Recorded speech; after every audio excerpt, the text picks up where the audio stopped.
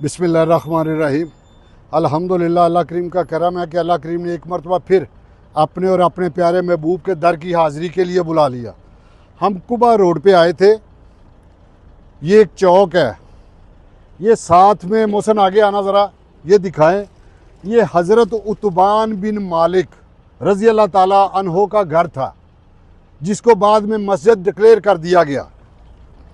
हज़रत उत्बान बिन मालिक बड़े ही प्यारे सहाबी थे मेरे प्यारे करीम आका सल्लल्लाहु अलैहि वसल्लम के। जब उनकी उम्र ज़्यादा हो गई तो आँखों की रोशनी थोड़ी कम हो गई, क्योंकि मस्जिद नबवी से 3 किलोमीटर के फासले पे इनका घर था, तो अंधेरा होता था, तो जाना मुश्किल होता था मस्जिद नबवी में।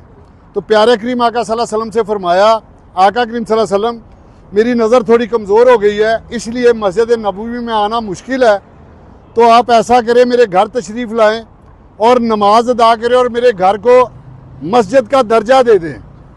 तो अल्हम्दुलिल्लाह मेरे प्यारे करीम आका सल्लल्लाहु अलैहि वसल्लम तशरीफ़ लेके आए और यहाँ नमाज पढ़ी, और हज़रत उत्बान बिन मालिक ने उसके बाद अपने घर को मस्जिद का दर्जा दे दिया।